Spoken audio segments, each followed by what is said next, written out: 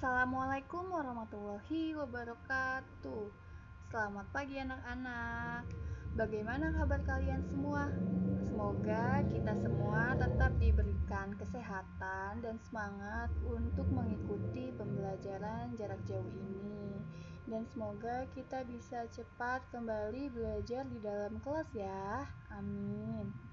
Nah, pada kesempatan kali ini kita akan belajar bahasa Indonesia tentang menulis laporan hasil wawancara. Nah, sebelumnya kalian persiapkan dulu alat tulisnya, buku tulis, buku cetak untuk mencatat hal-hal yang penting.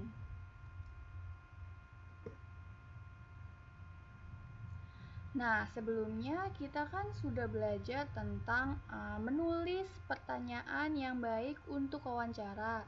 Nah, daftar wawancara itu bertujuan untuk memudahkan kita saat bertanya dalam wawancara. Jadi sebelum kalian wawancara, kalian harus mempersiapkan terlebih dahulu pertanyaan wawancaranya. Dan kalian juga harus Harus berlatih sebelum wawancara.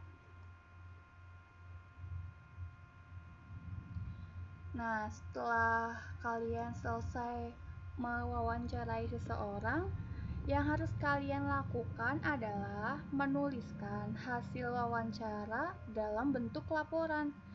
Apa aja sih isi bentuk laporannya? Kita bahas ya hari ini.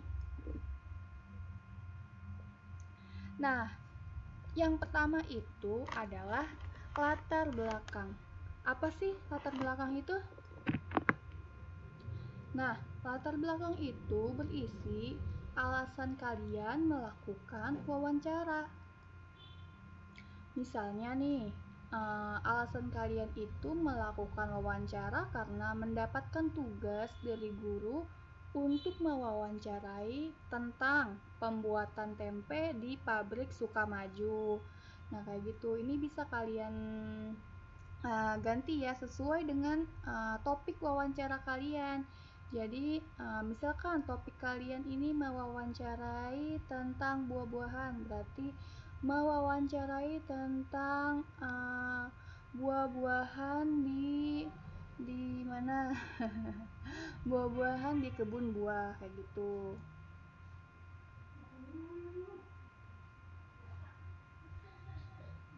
Yang kedua, tujuan wawancara.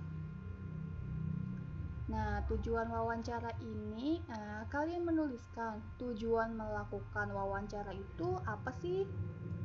Contohnya nih, tujuan dari wawancara ini adalah untuk mendapatkan informasi tentang proses pembuatan tempe.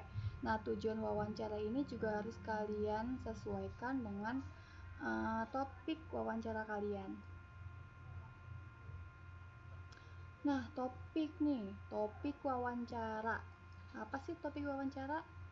Nah, topik wawancara itu adalah kalian menuliskan topik wawancara yang telah ditentukan. Misalkan kalian ingin menentukan topik tentang proses pembuatan tempe. Jadi kalian nulisnya topiknya proses pembuatan tempe atau yang lain sebagainya ya. Ini hanya contoh. Nah, setelah itu kalian menuliskan nama narasumbernya. Siapa orang yang kalian wawancara. Menulisnya dengan nama lengkap. Contohnya, kalian mewawancarai Bapak Ali, maka kalian tulis Bapak Ali Imron nih menggunakan nama lengkap.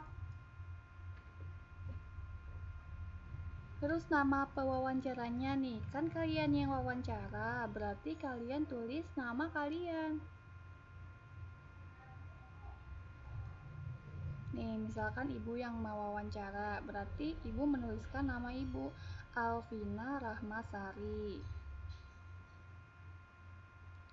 Tempat dan waktu wawancara.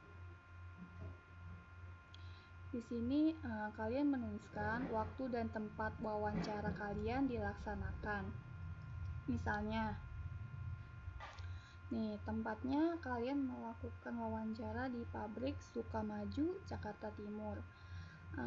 Waktunya itu tanggalnya hari Senin 12 Oktober 2020 pukul 10 sampai 12 WIB gitu, sesuai dengan proses wawancara kalian. Kemudian di sini ada hasil dari wawancara. Nah, hasil wawancara ini kalian menuliskan jawaban dari narasumber dalam bentuk ringkasan ataupun paragraf. Nah, contohnya nih, ini misalkan jawaban dari narasumber. Nih, proses pertama setelah kedelai datang ialah perendaman dalam air bersih selama 2 jam guna mencuci dan mengembangkan volume kacang. Setelah bersih dan mengembang, kedelai direbus dalam panci besar berisi air mendidih selama 1 sampai 1,5 jam tergantung jumlah kedelai yang direbus dan lain sebagainya. Di sini kalian menuliskan hasil dari jawaban narasumbernya. Di sini kan pertanyaannya bagaimana proses pembuatan tempe. Nah, ini jawabannya, kalian bisa nulis seperti ini. Atau kalian juga bisa menuliskan pertanyaan dan jawaban yang kalian dapatkan. Seperti itu. Dan yang terakhir di sini ada kesimpulan. Nah, kesimpulan di sini adalah inti dari wawancara yang telah kalian lakukan. Contohnya, kesimpulan dari wawancara ini adalah pembuatan tempe memiliki beberapa proses dan memerlukan waktu yang cukup lama. Seperti itu. Nah, kalian sudah tahu kan bagaimana cara mewawancara yang baik, terus menuliskan laporan wawancara yang baik. Nah, sekarang tinggal prakteknya saja nih yang belum. Maka supaya kalian bisa memahami materi wawancara ini, kalian harus mempraktekkan. Coba kalian praktekkan untuk mewawancarai seseorang, kemudian kalian menuliskan hasil laporannya ya.